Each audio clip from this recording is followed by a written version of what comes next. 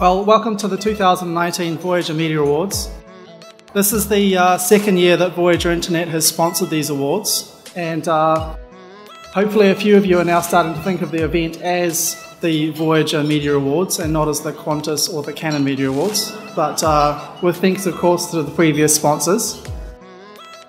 A huge amount has happened globally over the last year. We've seen more Trump family antics, global warming, environmental degradation, trade wars, economic collapses are looming, and plenty of other existential threats. And of course we're all witness to the terrible and tragic events in Christchurch and the rise of extremism all around the world. But despite these problems, our Prime Minister's moral clarity, her leadership in difficult times, has been an inspiration to us all, and I believe to the rest of the world as well. While many countries are turning towards strongmen and anti-immigrant rhetoric, Jacinda's compassion is a much-needed breath of fresh air and potentially, I think, much more important than we think. Ardern has called to a global effort to shut down hate speech, and while this is an admirable goal, it is not something that can be done easily or without compromises. Perhaps one of the most important conversations of our time is going to be the discussion regarding free speech, or do we limit hate speech? Now, I'm not going to take any one particular side. To do so in this forum would be risky at best, and I think smarter people than I are better skilled to the task. But it's important that the media does consider both sides of this argument really carefully and that we get the balance right. Defending freedom of speech used to be a no-brainer for a long time, and only in the recent internet age it has seemingly become a lot more complicated. Unfortunately, when the internet was created, we didn't anticipate that one of the outcomes would be that we would put every idiot in touch with every other idiot in the world. Really dumb, racist people...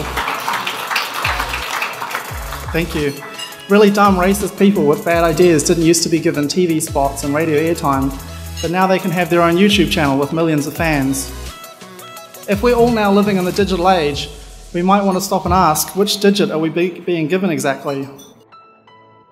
The rise of hate speech, white supremacism and other forms of extremism around the world should concern us all.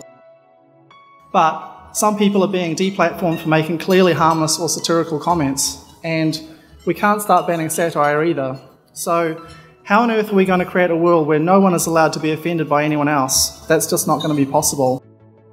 It was the French philosopher Voltaire who said, "I may not agree with what you have to say, but I will defend to the death your right to say it." It seems like a wise enough statement, and surely we should be able to deal with people saying things we don't like, provided that they aren't physically hurting us, shouldn't we? And then I suppose is where the complication does start to come in, because people are being hurt in mass shootings, terrorism, and a global epidemic of online bullying and trolling. So in summary, these are very complex times, and the battle between free speech on one side and society's protection from harmful content on the other will no doubt rage on for many years to come. That job of getting the balance right is up to you, and to tell the stories that need to be told, to defend free speech, but to offend some people when they need to be offended, to speak truth to power, but to also do it in a way that is positive and moves us forward into the light rather than backwards into darkness. Have a wonderful evening everyone, and I'll see you again next year. Thanks for the sponsorship.